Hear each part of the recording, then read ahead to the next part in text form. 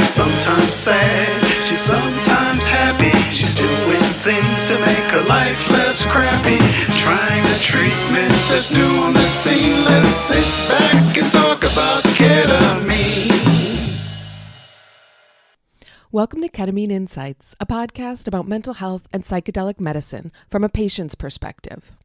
I'm Molly Dunn, a disabled writer from Chicago who's been using ketamine to treat depression for about 5 years. Ketamine Insights is a cumulative podcast. Season 2 builds on the foundation set in Season 1. So if you haven't heard Season 1 yet, please check it out. All right, today we're welcoming Betsy Merbitz to the podcast. She's a midwife and an activist and a role model of mine, and we're going to discuss patient-centered care.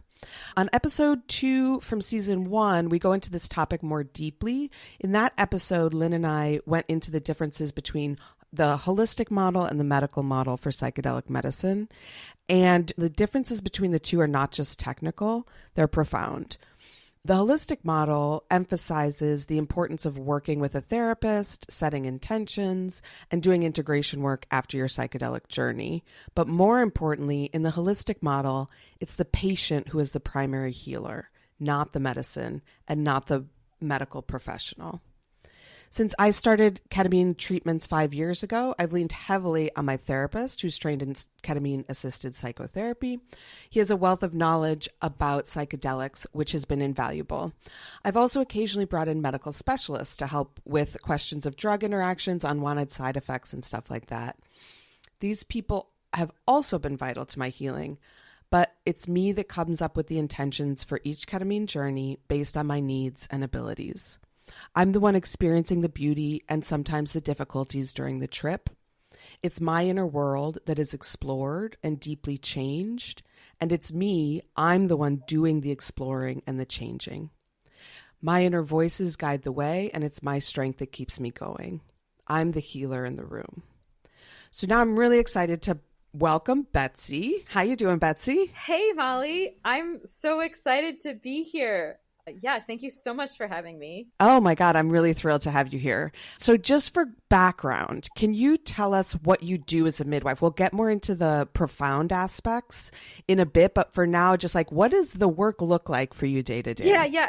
But I actually want to pause and say that, you know, what you said in that intro was so beautiful, Molly. It really, really was. And I just want to say that actually, if you sort of just cut part of the intro and cut out specifically where you mentioned ketamine, that's like exactly what like a midwife would say about birth. And so it was just really beautiful to hear you say that because literally like it would be like this, like if I just cut that and like played it for someone, they'd be like, oh, that's a midwife talking about birth. And that's a lot of how we talk about, you know, how to have client-centered care in the midwifery world, right? Is that it's that person's journey and it's that person, you know, really birth is kind of like a trip for a lot of people in many ways. And so, I loved that. I love that. That was so beautiful. So that's awesome. Thank you. Yeah.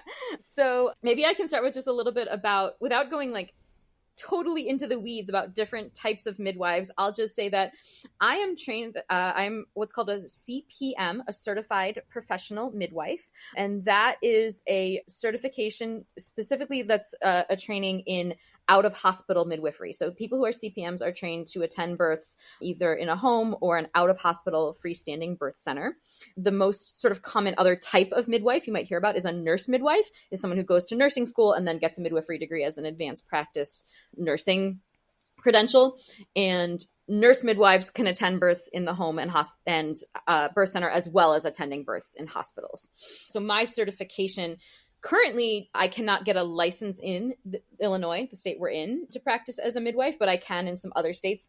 So that's to say that my current job, I work as an assistant at a freestanding birth center. And I have in the past also attended lots of home births as a midwife. And lots of people in our society don't even know like sort of what a midwife is or what a midwife does. But midwives in general are primary care providers for low risk people who are pregnant, birthing, and early postpartum. So most people in our country, this is not necessarily the same in other places, but most people in our country think, okay, if you get pregnant, you go see an obstetrician. But that's really kind of a cultural value, right? So most most pregnant folks, either a midwife or a doctor could be an appropriate care provider. And there's sort of, pros and cons of the different choices.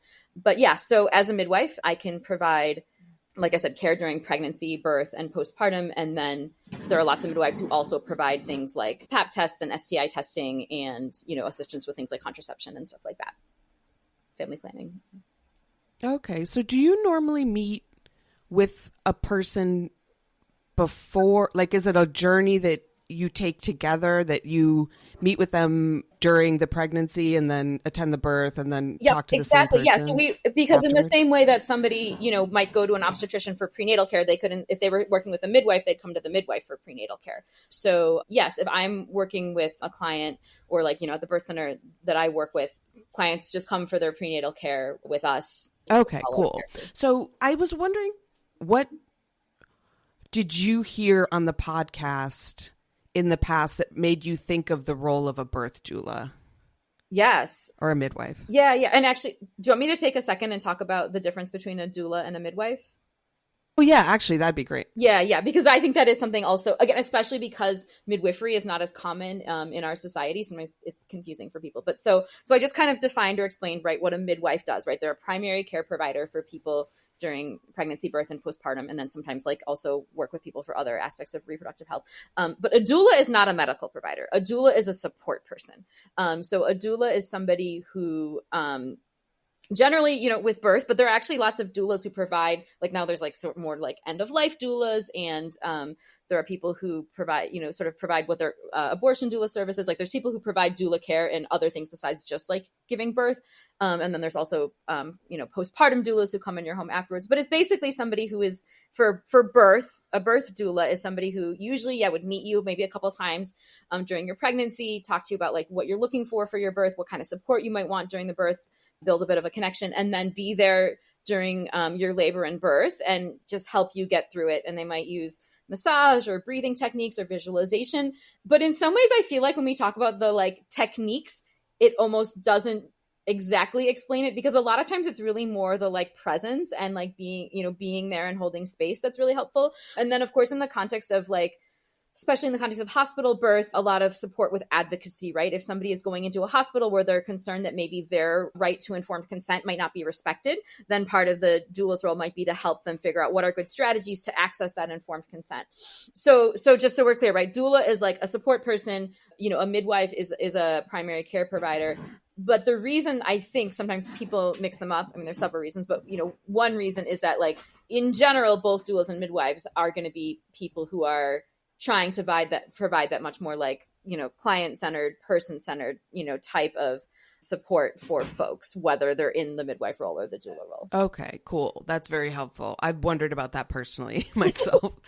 So now I was wondering if you could get into like your approach or your philosophy of care and what you see as your role throughout your work with a client. Yeah. That's such a great question.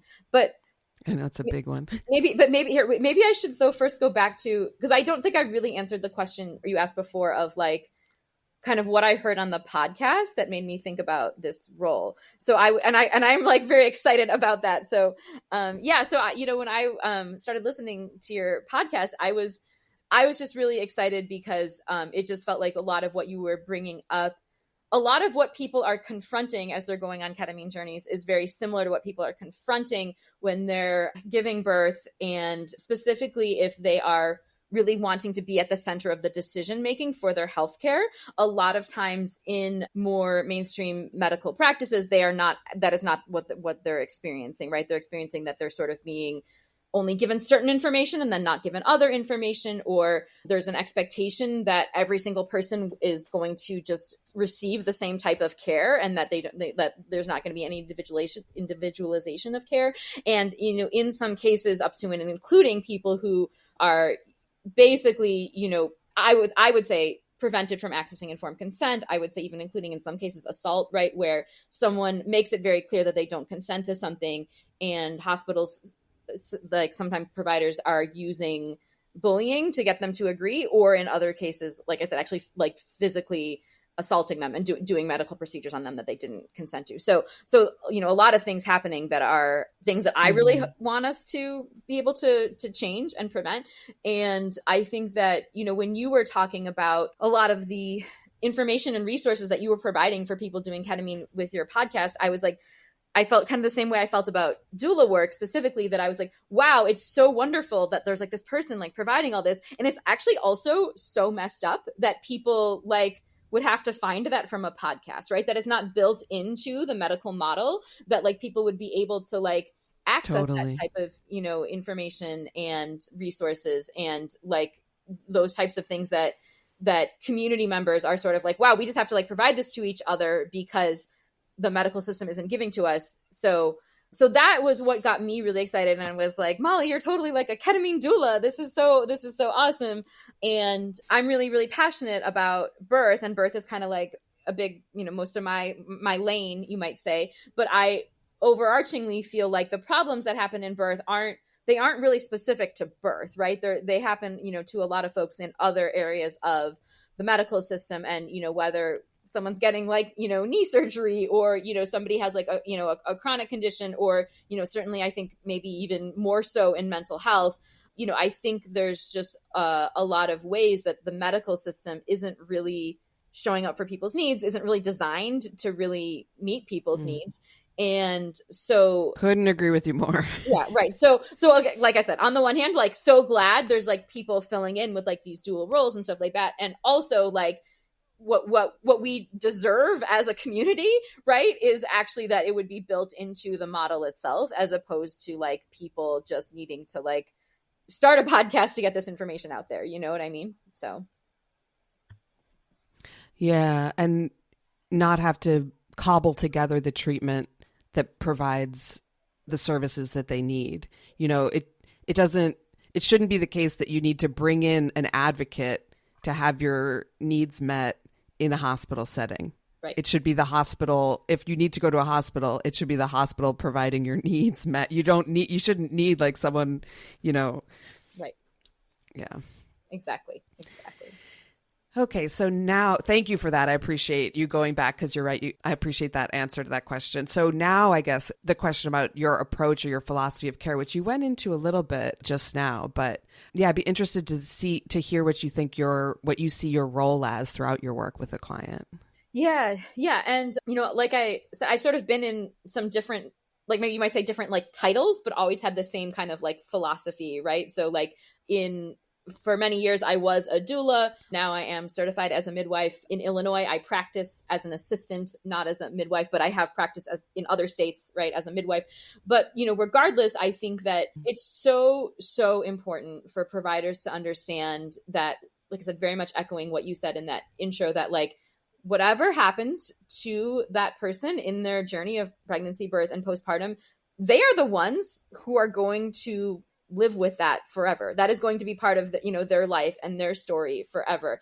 So what they want and what they value needs to be at the center, right? Like you as a provider, it does not have the same impact on you as a provider. It just simply does not. So really having that understanding and that deference, right, to that is part of it. And I certainly think that with birth, there's just so there's so many things, but obviously when somebody is pregnant and giving birth and during their postpartum, like that is such an important time in people's lives, right? This is just like something that, for the vast majority of people, like this is one of the biggest events of their life, right? And, they may only do it once, or they may do it, 5 or 6 or more. Some people do have, more babies, but like the birth of every baby is a huge, huge milestone in your life, even if you do have several.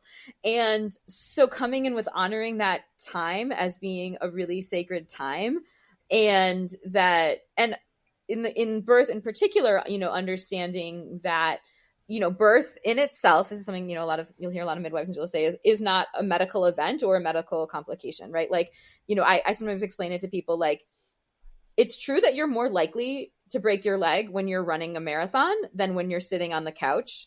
But like running a marathon does not mean you have a broken leg, and it's kind of like that with pregnancy and birth, that like, yes, like my opinion about risk, et cetera, is like, you are more likely to, have something happen to you when you're in the middle of giving birth than, maybe when you're just like walking down the street. But if you are pregnant or birthing or postpartum, that in itself is not a complication or, a medical complication. And I think that it's important to understand that, because most of the medical system revolves around disease and illness and injury, right? It's like you're only there for something wrong. And it's, there's been many, many people who have written about how, midwifery care has a lot of advantages over obstetrical care for low risk people, partly because we have much, much, much lower rates of intervention. And I think there's many, many reasons for that. But, I think there's a way that, like, if you are trained as a doctor, fundamentally, right, there's a part of your training that is towards illness and injury and disease. And if you are trained as a midwife, you are oriented towards normal pregnancy. And I think that, so I think that's one piece of it. But much more so than that, I just think to me, it's just fundamentally important to understand that, like, there are ways that the sort of standard of care that I would say from what I've seen most obstetricians and most hospitals provide does not follow what I would consider like basic principles of human right to like get informed consent before, a procedure happens to you, because so many interventions are so normalized that they're just like part of like, oh, if you go to the hospital, you get this intervention, you get that intervention. They're not used to people who like would like to like, oh, like I actually want to understand it before I say yes to it. And sometimes actually like circumvent that process of like the person consenting or not consenting. So for me, I just want to like step in for a sec. Yeah, please.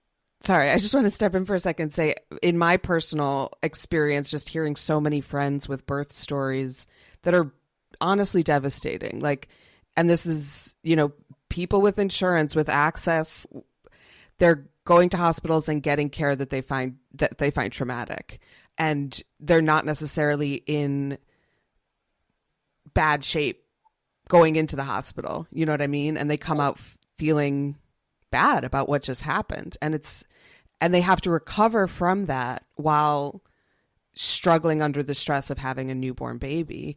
And it's hard. Yeah. Yeah. And I would love to talk about birth trauma for a minute. So unfortunately, birth trauma is very common. And I think that it's important that when people have done research on birth trauma, people often think like, oh, probably like people are traumatized if they have like a life-threatening emergency, but if people like have like a really like sort of mostly medically uncomplicated birth, they don't. And that really isn't true. And actually the best predictor that researchers can find about who does and does not have birth trauma has to do with consent, right? It has to do with like, whether the person was actually given the opportunity to consent or refuse interventions, or whether they were done to them non-consentingly.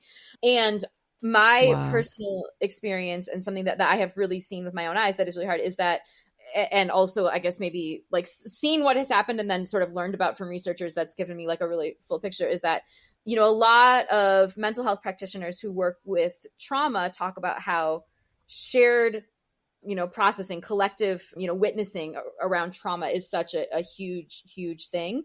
And that can be so healing for folks. And that, I think actually you mentioned this in one of your episodes, maybe when you were talking about trauma for folks after 9/11. I don't remember which episode that was, but many, many, many people, when they give birth, if they are traumatized, if they're alive and they're not like, don't have some kind of major physical like disability, that injury that was a result of the birth, and their baby is alive and healthy, if they are upset, they are told that they should not be upset, that they should just be grateful they had a healthy baby.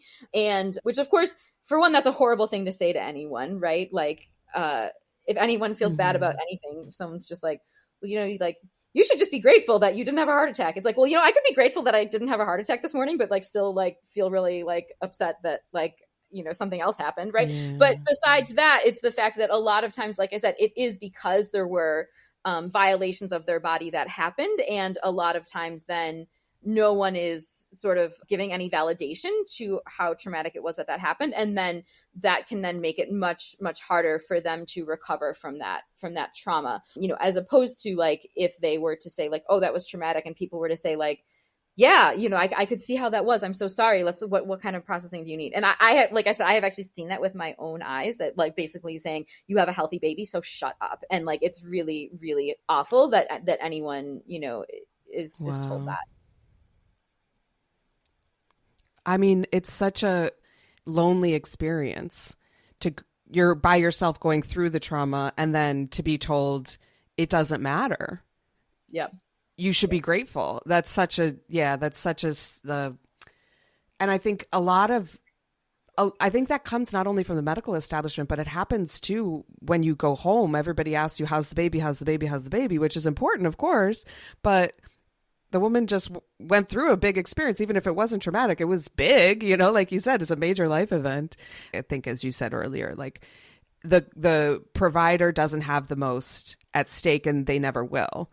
The person going through it, whether it's psychedelics or birth, is the one that is the most vulnerable in the moment, and also is the one that has the most to gain and lose. So it's hard. It feels very similar in that way, that like there's a vulnerability, and also it becomes more and more important to listen and to have that holding space, as you said. I think, like, because personally, I had no appreciation for what that meant until, not even until psychedelics, but until just recently, when I had an experience with a holistic healer who really didn't do much, honestly, except hold space. And I still had a really profound experience. And I was surprised at what came up from my body just being around someone who was holding space. And so I was wondering if you could talk about, like, what does that mean to you? How, maybe you can't explain how exactly you do it. I'm sure you could write a book about it, but like, what does it mean to hold space?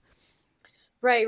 I mean, and I think it's funny. I feel like it's almost like could almost be an existential question, right? Of like, and I will say, I feel like I've had that experience both, with like receiving and giving, where I'm kind of like, I feel like I didn't do anything, but the other person was like, wow, that's amazing. Or I feel like they didn't do anything, but I'm like, wow, that was amazing. So I think either one could be the case. But, I think that especially in the context of birth, like, people having someone there is more important than having that presence of someone is sometimes more important than them like doing a lot of things. And like you said in your intro, that could have been about birth, even, it's like the birthing person is on that journey, right? Like the birthing person is the one going through that labor and that, really profound and intense transformational, process. And the other people there can't do that for them, right? And like sometimes we can do, like I said, like techniques or things like massage and stuff that can be helpful or can be supportive. But there's still a big difference between like being able to like offer a certain technique and being able to like be like just having that sort of overarching sense of like, no, the primary thing I'm doing is like just being here, and a lot of people, when like, if you, when you talk to people about their birth stories and stuff, like, a lot of people will share how they just felt like, wow, that person's presence was just like really comforting. And even if they're like, I don't even remember like what they did. Another thing I'll share is that, a lot of some doulas will talk about how they'll say like, yeah, when I first started as a doula, like I would like do a lot of things, and now like, so, when I got more experience, I actually almost like did less. And, and even some people share like this, and it was like my early clients were like, wow, you were such a great doula. And then sometimes like later on, my clients were like, wow, I had such an amazing birth. You know what I mean? And like almost like in their memory, it's less of like, I don't really know what that person did, but you know what I mean? But they're like, I had this powerful experience. So I think that there's a way that in our society, we really like sort of underappreciate or undersell like just the power of like being in the space with someone, and maybe, offering small things that kind of show we are like tuned into them. Right. But that on a fundamental level, we're not like trying to manage or assess or fix anything. Right. But we're just like being like, we're here with you. So interesting. Like it reminds me of like I'm thinking about the word accompaniment and like, as not just like presence, but an enthusiastic acceptance of whatever it is that you're experiencing, sort of a presence that's supportive and also like just letting you take the lead. I feel that's the way that I've felt when my therapist sits with me during an actual infusion and just sits and is just quiet the whole time. And I know that if something occurs to me that I want to remember, if I'm able to speak it out loud, I can speak it out loud, and he'll write it down and we'll talk about it later. And that's comforting to know that there's someone there to do that. And I'm not in the room all by myself, but it's also, there's something else that's helpful about his presence, even if I have an eye mask on, headphones on, listening to music, he's across the room, I've got blankets over me and all that stuff. There's still a holding space that's really valuable.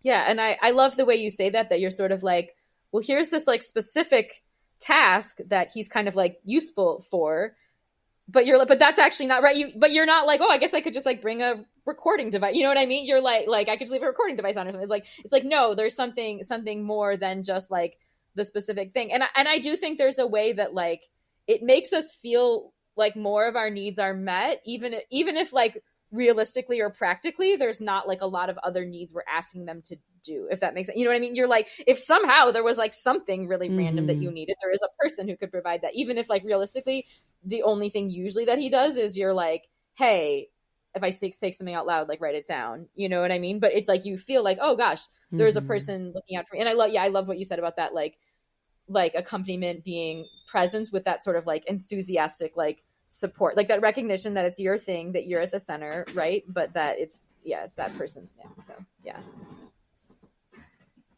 It's such an interesting thing. Like I don't know. Yeah. Okay. We're going to go on to the next question before I get into like the whole idea of fellowship. I've learned, so I wanted to talk a little bit about kind of the dangers of medicalization.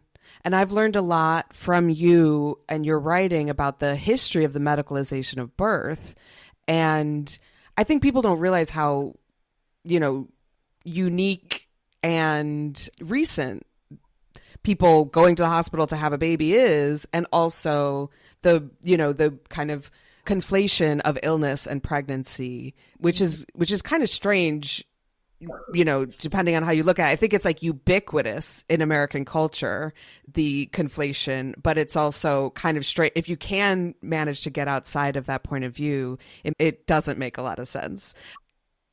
I like to give you a chance to talk about the negative consequences of medicalization around birth and what similarities there might be. So like, I see, like, for example, we've spoken on this podcast about the dangers of medicalization, the disempowering of clients, kind of treating psychedelics as if the chemical is the most important aspect and not the psychedelic experience itself. Also concentrating on the outcomes as opposed to the process. And I see a lot of similarities. And I was wondering if you could talk just a little bit about like the negative consequences of the medicalization that you've seen within like the birthing community or the and birthing culture, I guess. Right. And there's so much there, right? And so it's like there's sort of so many different places I could go with this question. So I'm gonna try to think of like what are the ones that are kind of the most connected maybe to to ketamine and stuff. But I think that certainly in the US, and this stuff that's been researched and been looked at and stuff, is that your sort of like personal health profile is actually less of a predictor of whether or not you'll have a cesarean compared to your hospital's policies. So like the best way to like identify like who's going to be like more likely or less likely to have a cesarean is to actually is to look at the trends of like the hospital and the provider that you're working with, as opposed to looking at like anything about you. And so when we're talking about birth interventions, like we can't actually separate it from things around policy and, the corporate, hospitals and, profit and all those things, because those things are having a huge impact on people's lives. Right. And they're having a huge impact on, what are essentially like things that people think of as being like their individual medical care, but are actually like policies that are being put in place by hospitals, often by, like maybe like a hospital administrator, someone they certainly have never like talked to or interacted with, that then are going to be having this really big impact on their life and their well-being. And I'm just going to mention that's such a profound, I just want to stop there and say like what a profound fact that is.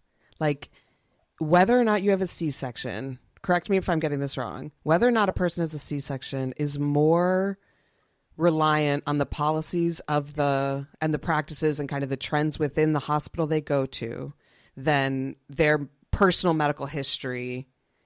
Right, exactly. And I mean, and if someone is like listening to this and they're like, what is this person talking about? And like a great person to, maybe we can like link to this person, is Neil Shah, Dr. Neil Shah. He has great research about this, and he's been it's great because he's a doctor, so he can speak to the doctors, and he has really been, this is what a lot of his research has been on, is like about how like what hospital you walk into is going to like make a huge difference. And obviously I'm not saying, right, that somebody's like individual health history doesn't make any difference. I'm just saying that like when they look at population level trends, what they're seeing is that these institutional practices are much bigger predictors. So yeah. And I want to tell a little story here too about like a personal story that kind of reflects that reality. I have a friend who went to business school. Before she went to get her MBA, she was a nurse. And after the MBA, she worked at a consulting firm that went into hospitals and helped them do the things that consulting firms help with healthcare systems with. And she turned to me once and said, to my face, like, I got to get out of this. I got to get out of this. This is not, she hated her job. And she said to me that part of what her job is, like helping build efficiencies within the hospital system. But as a nurse, she saw the people behind the policies that were being made at this executive level. And she literally said to me, the decisions that are being made in the rooms I'm in now are meaning that patients are sitting in their own mess for hours at a time and not being cared for. And and it was breaking her heart. She couldn't live in that detached world because she had been a direct caretaker and she knew what it meant on the ground, but those were not the realities that were informing the decisions that she now saw as an MBA advising on healthcare systems from a system-wide approach. Right. And so it sounds like someone with an MBA and a health background would be someone who would really understand that when you are in the healthcare system providing that direct care, you really, as an individual, want to provide really good care, but the system is set up to be providing profit and these other things. And I do want to make clear, because I know I am saying a lot of really negative things about our healthcare system, that I of course know that there's many, many, many individuals who care very deeply about their work. And so I'm talking definitely about a system, but I also want to say that I think of it very similar to other systems like racism or sexism or things like that, that yes, it is a system and we are all part of upholding it. And we all have been, have ways that we are constrained by it. But there's also ways that, like, if you are someone in that system, such as a healthcare worker, and you do have some amount of privilege in that system, there are also times where you are making choices that I think we do need to just have responsibility around that. I would love to also, just because I think that's actually a great dovetail into, like, maybe I could take a second now and talk a little bit about like Rockefeller and like some of the history and stuff. So definitely. Yeah, something that I really like to help people understand when they're thinking about, especially people who might be thinking about like if they're considering like hospital birth versus like a home or birth center birth, to understand that. So in the 1800s, the vast majority of people were giving birth usually, in their homes. And just in terms of the landscape of like different types of healers, there were lots of midwives. There were more like other types of, I guess, what we would now call quote unquote like holistic practitioners. There's not necessarily a great word for them. I don't ever call holistic providers alternative, because they're only the alternative because of who has more money and wealth. But there was actually a lot more community-based healers, like, herbalists and people like that. And, Rockefeller, right, who was the oil tycoon, made a lot of money in oil. After he had made a lot of money there, he was kind of thinking about like, what are other ways that he could really maximize profit? And he kind of like looked around and was like, oh, you know what I think I'm going to do? I'm going to do healthcare. And so he really used his power and influence to move the healthcare system and again, not that it was like somehow perfect or anything before that, but just like to really try to eliminate a lot of different types of healers to make sure that the only type of healthcare people could access was the kind that was going to be the most oriented towards profit. So things like pharmaceuticals and surgeries are much more effective for profit than things that are more local, more community based. And so a lot of the history of this has to do with something called the Flexner Report. He eliminated many different types of community-based healers. He also was responsible or one of the contributing factors to a closing of many, many Black medical schools. So really limiting healthcare for Black people.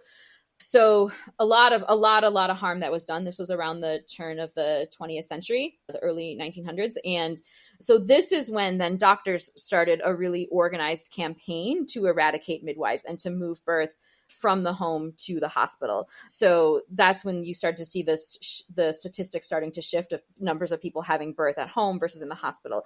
And it's really important to know that at that time, and this again, many people have researched this is something that's well-known in history, it was much more dangerous to give birth in the hospital than at home. Like when they look at the rates of how many birthing people and how many babies survived, it was much worse to go to a hospital and much safer to be at home for many reasons. And this is what I really want people to understand about our culture around home birth versus hospital birth now, because I think a lot of people just assume hospital is safer, hospital is better.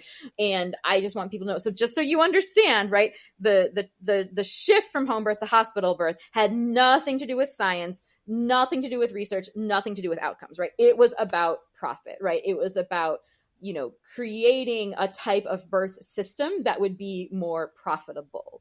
And so obviously people making the decision now in the 21st century are going to want to look at what's going on with data and different factors now. But in terms of our cultural perceptions and some people's cultural sort of like, oh my God, home birth, like just to understand the reason that it has become normal to give birth in the hospital was so that Rockefeller could make more money. Like this is what was going on. And, also at this time, again, people, may just wanting to think about the fact that at that time, medical schools were mostly accessible to wealthy white men, right? And like I said, then there were these Black medical schools, many of which got closed at this time. But so midwives were much more disproportionately women, much more disproportionately immigrants, much more disproportionately BIPOC folks. So it was essentially like that power and influence that white men were able to access in our society and then also that, like I said, that concerted campaign and effort by Rockefeller was one of the reasons that they were able to amass that power. And, essentially like they did really concerted smear campaigns that midwives were harmful, midwives were dangerous. You can see there's like these advertisements about midwives being dirty and ignorant. And again, like I said, none of it actually based in any data of what was happening at the time. And there were doctors at the time who spoke out against it, right? There were doctors at the time saying we should not be going after midwives. We should be actually trying to make hospital births safer because we're like actually killing a lot of people with disease and, like transmitting diseases among people in hospitals because of lack of sanitation practice and, stuff like that. So that's some of the history, right? Of like, why we think of birth in the hospital with an obstetrician as like the norm. And, again, why ironically we might call like home birth with a midwife as like an alternative. You could say it's true. It's an alternative because it's statistically less common, but it's not, it didn't get that way by some sort of like scientific review of the data of how we're going to keep the most people alive. It was actually the opposite, right? It was like putting profit, it was killing people for that profit. And I do just want to add one other thing, which is that another driver to try to get pregnant people into the hospital was so that essentially like medical residents would have people to practice on, right? Like that, the more bodies they could get into hospitals, then the more that they could have a space where people who were training to be doctors could access their bodies. And when I'm teaching people about hospital birth and when I'm like talking to people about hospital, and especially like people maybe who are doulas who might be newer and are sometimes like really confounded when they see things that are clearly harmful or not beneficial to patients. I'm like, if you think of it as a system that is set up to create good birth outcomes, you will just like be baffled and bang your head against the wall when you watch what happens in the hospital. If you believe that it is a system that was set up so that doctors and residents could have access to pregnant and birthing people's bodies to practice on, and you believe it was set up to make profit, when you walk in, you'll be like, yeah, this all makes perfect sense. like that's just the reality. And it sounds very harsh, but that has been my experience of many, many years of going to many, many, many births. I think like you've really brought us directly to where I wanted to go next, which was like structurally, the systems are set up to center one person or another, one group of stakeholders over another. Well, we've done an episode on this podcast before about psychedelic conferences and the psychedelic culture that's emerging and how it doesn't center patient voices. It doesn't center people with mental illness who need psychedelics for medicine. It does rely on those people. There would be no psychedelic renaissance if it wasn't for the fact that Congress people and other members of just our greater society have a lot of compassion for veterans with PTSD, and they allowed research to go forward because of the promising, the cures that were coming out and the help that veterans with PTSD were getting from psychedelics. And like, so the Renaissance relies on the compassion that society shows this group of people, but it's not embodying that compassion itself necessarily. And in that way, it's exploitative, right? It's saying we're going to use this sympathetic group of people to build an industry that makes a lot of money and calls itself healthcare, but often doesn't listen to the people who are supposedly being cared for. And I'm not saying it's not impossible to get a good outcome in that context, but it's not fucking ideal. It's not great. I've been in those situations and gotten ketamine infusions in clinics where I wasn't listened to, and I've been in dangerous situations, and I felt like I was roofied without, I'm sitting there with a needle in my vein and drugs going into me and not having any ability to speak up for myself. And there's no negative consequences whatsoever for the people who provided that bad care and provided that traumatic, frankly, very traumatic experience for me. And so I guess what I want to talk about next is like, how do we build in, like, if we could start over when it comes to birth, which is like kind of where we are with psychedelics now, like it's beginning. This culture is growing. And now's the time. Now's the time to center the people who are most vulnerable and the people who have the most to gain and to lose. And what are the structural ways that we can, because if you rely on patient testimonies and anecdotes to be the voice of patients, you're not we have more to offer than anecdotes and testimonials. And I think we need to in some way create systemic structures that center patient voices in the psychedelic movement, because if we don't, we'll constantly get pushed to the side. Us patients will constantly get pushed to the side to hear the louder voices in the room, which is, going to be money and mostly money. Right. And just to say one last thing, I see at these conferences, the venture capitalists are invited to speak. And I'm like, you guys, people like me aren't invited to speak. The venture capitalists, I promise you, in this culture will be heard.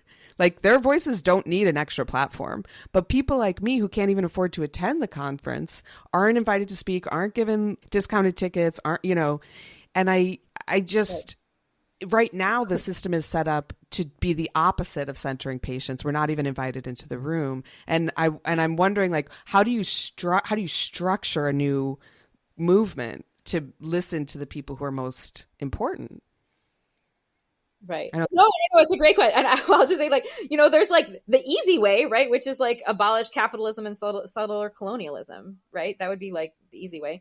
And I mean, I say that jokingly, but I do feel like it's important to name that a lot of the harm, that I talk about in the birth world is actually inseparable, right? From things like racism and capitalism and settler colonialism and all of that. And I do think that's important because I do think it impacts how we organize for this. And I've been thinking a lot about when I was first trained in birth work as a doula, which was mostly by white middle class cis women, there was sort of a lot of emphasis on things like advocacy and things that I think of as kind of individual, and very little analysis of how it's actually the overarching power structures that are what are enabling this and causing this so for me, there is a way, like in birth work, that, you know, I really try to say to people, like, yeah, if you're real about like changing birth outcomes, you actually have to be real about like ending like racism and capitalism. Like, actually, like you actually can't, you can't like just like say you're going to do one and not do the other, because this is actually how we got here.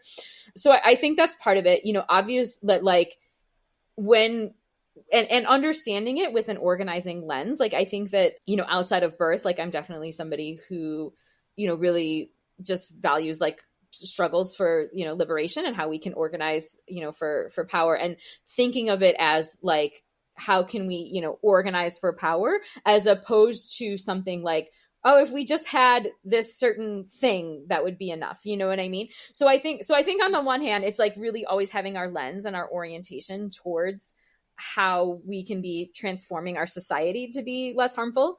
I do think another piece of it to think about and to understand is that, you know, I'm someone who really comes with a strong orientation towards transformative justice and prison abolition.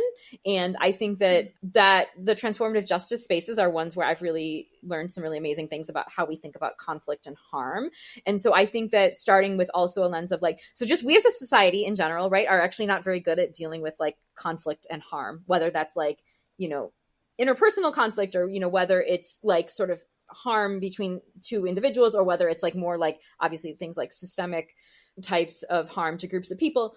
And I think the reason that's important, right, is because when we're talking about like medicine in general, right, if you're working for a hospital, right, there's going to be like the people who like own or run the hospital, right, that are like, they're big money interests, but there's also people who have a lot of privilege within that hospital system, right? Like I would say like, you know, doctors are centered much more than patients. And I think that it's important to understand that what we're talking about is like a system where in general, nobody is actually usually that good at dealing with harm. And then there's people who have a group of power, and when they do harm, there is no accountability. And so that's really, you know, what I think you're talking about in some of your stories, and like what I see in birth all the time, is that like there is no structured type of accountability for healthcare providers. And I think, and I would say like, as a healthcare provider, I also really actually do have a lot of compassion that like healthcare can be really hard, right? Like, especially like, you know, in certain situations, like there's so many, like there's no way to just like have a formula and practice it enough times that then you like always get it right? You're in a dynamic situation where you're trying to do the best you can.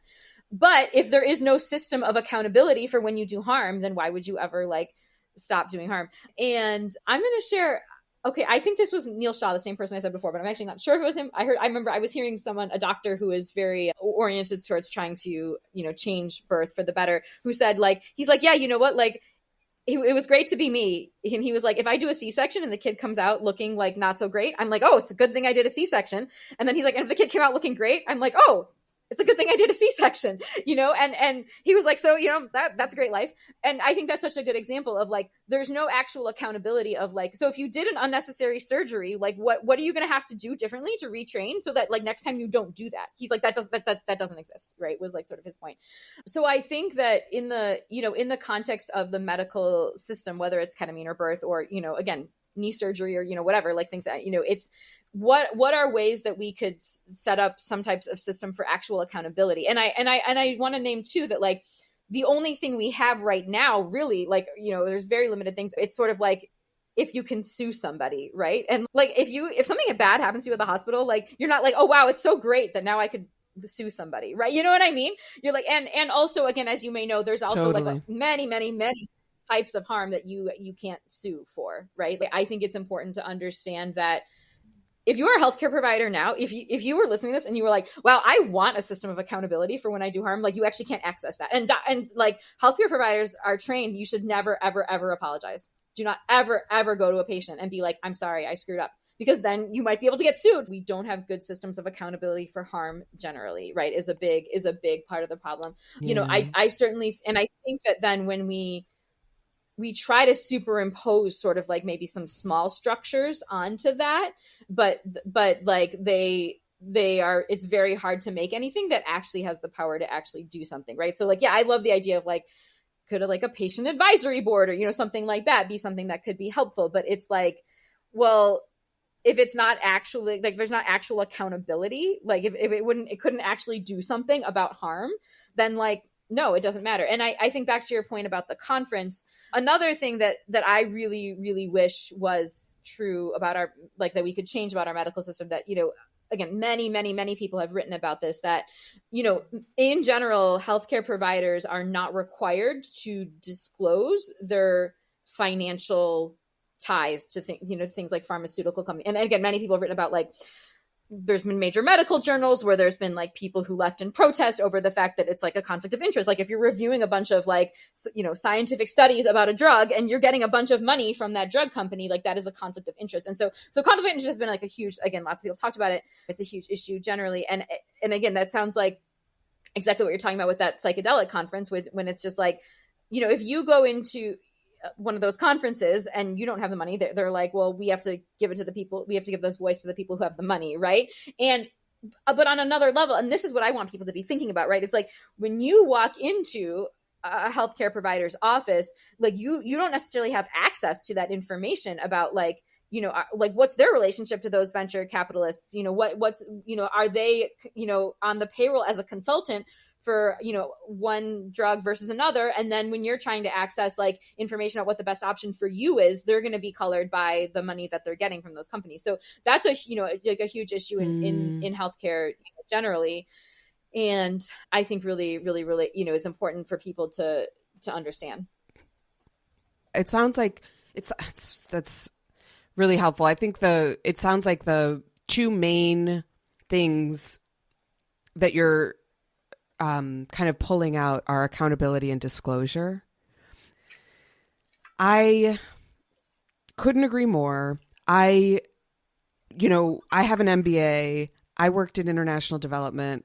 I saw the way that that lack of accountability can stop the people with the best of intentions from doing good work, because it gets in the way of learning.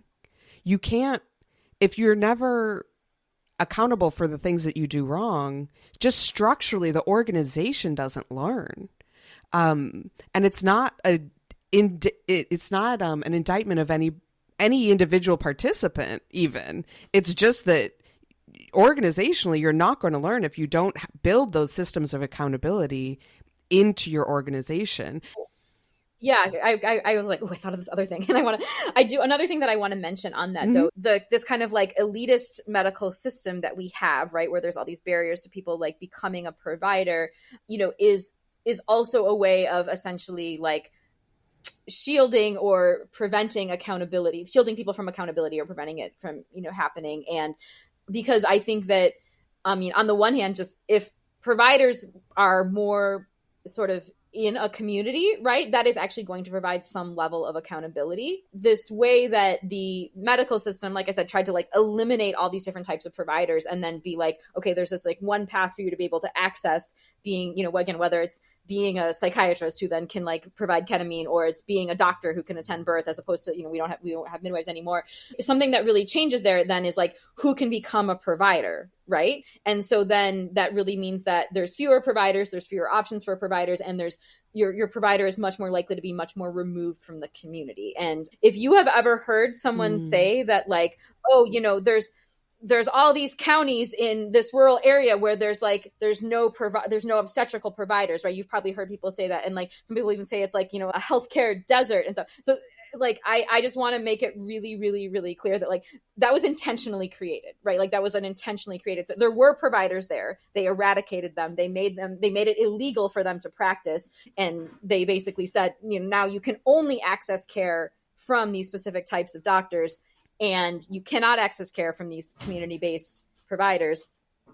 And then they're like, oh, look, there's a shortage. But you know what I mean? Like that's, you know, I mean, it's literally like damming up a river and then being like, oh, there's no water downstream. Like when we're talking about like places where there's not healthcare, or like when they're talking about like racism in the medical institution and Black folks or other folks of color who have a much harder time accessing concordant care, right? Accessing, you know, a care provider that shares their racial or cultural background, that is because of intentional choices that were made to eradicate certain types of providers. But I think it really also plays into that accountability. it's like these very specific type of professionals, right, who go through a very specific schooling path, who have a very specific credential, who are like allowed to be doing this, legally, even though, certainly like there are certain types of psychedelics that have been part of, people's communities and people's, lives and experiences for, many, many thousands of years, much longer than European folks have been on this continent. And so I just think it's important to understand that, like, when I see things about like, oh, like now, like, so some state is passing a law for psychologists to be able to, do this or, whatever, like just understanding that it's like, that is like sort of doling out this thing to this like specific elite group of people. It's not actually like creating access for, everyone who, I think would deserve that. And again, that comes up a ton with midwifery when we're talking about licensing and stuff like that, because of like, who gets to access these certain pathways that are then sanctioned by the state and, who doesn't. And just like wanting people, like every time you see like someone who, for whatever reason, is having trouble accessing healthcare in our society, understanding that like it comes from like intentional choices to eradicate certain healthcare providers so that other healthcare providers could make a profit. I think that's such an interesting and such an important point that, like, first of all, healthcare providers in community, there's a sort of natural accountability because people know of their record and their, manner and their people. It's just known because they're in the community. And also that the elitism that you talk about, like I never thought of that, the sort of traditional wisdom that exists around birth and the traditional wisdom that exists around psychedelics is, they have that in common, and that people have been using psychedelics for thousands of years. And there's all kinds of practices built up around that. It's not, they haven't been using it willy-nilly. And we talk a lot in the psychedelic community about honoring that, but there aren't a lot of mechanisms by which we actually learn from those different traditions. And I listened to a podcast recently where I'll link to the person in the show notes. I can't remember their name right now, but they were saying in almost every tradition globally, there's a history of psychedelic use. And so if you want to do this work, tap into your own tradition, tap into your background, your ancestry with psychedelics, figure out where your lineage comes from and your cultural, background in psychedelics, and start there. And I thought that was such a great suggestion that we just need to find it and dig it out and learn from the wisdom that's been around for so long.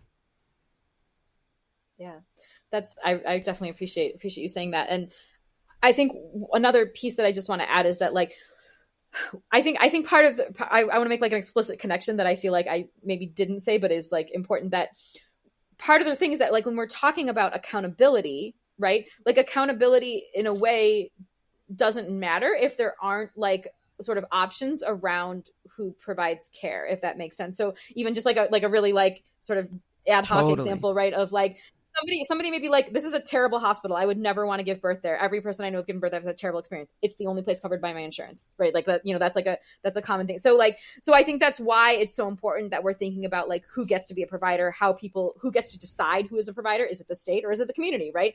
Because like there are also, I think, cases where like people are like, yeah, I fully well know that like this is not the care that I want, but there's no other thing that, or again, either I can't access it because of like financial barriers, or like in some geographic reasons there's nowhere else, or whatever. And so I just think that like if we were trying to create a system of accountability, like it doesn't matter unless there's actually like enough like options out there for people, which of course currently there are not. So Yeah, I think I heard a talk once about why healthcare should not be a commercial venture. And it was speaking from a very microeconomic perspective. It said, in order for a market to work, you need to be able to switch and you need to know the value of the product that you're getting. And if you don't know the value, if there's too much informational asymmetry, the market won't work. And if based on that information, you're not able to change providers or change products or whatever it is, then the market won't work. And in healthcare, you can't tell the quality of the surgeon before you go into surgery, and you can't switch if you want to. So it's not a market. It's already not a market. And to treat it like it is, it's just not an effective way to run healthcare. This has given me like truly a lot to think about, Betsy. I really appreciate you taking the time to talk about patient-centered care, because I think it is like, I care about psychedelics, I care about mental health, I care about disability, because these are things that affect me personally.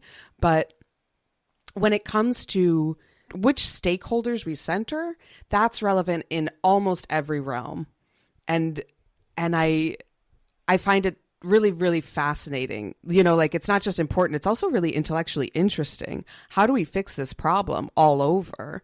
And I know you have such a global, like, you have specific knowledge of that, and also this like global perspective that I really appreciate. So thank you for bringing that to us today. Well, I think, again, thank you so much for having me. And, you know, as I've said, like, I have really enjoyed your podcast, and I don't know a ton really about psychedelics or mental health. And so partly I've enjoyed it because I'm like, oh, this is interesting and it's like cool to hear about.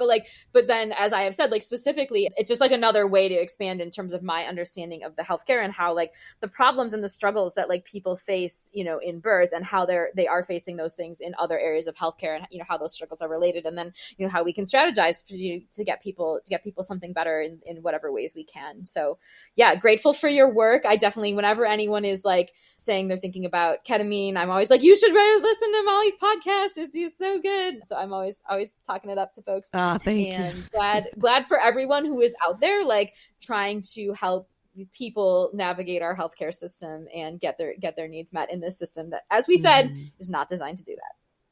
Well, thank you so much, Betsy. I really appreciate it. And hopefully we can talk again soon. Thanks for listening. If you enjoyed this episode, please send it to a friend and take a moment to give us 5 stars on your favorite podcast app.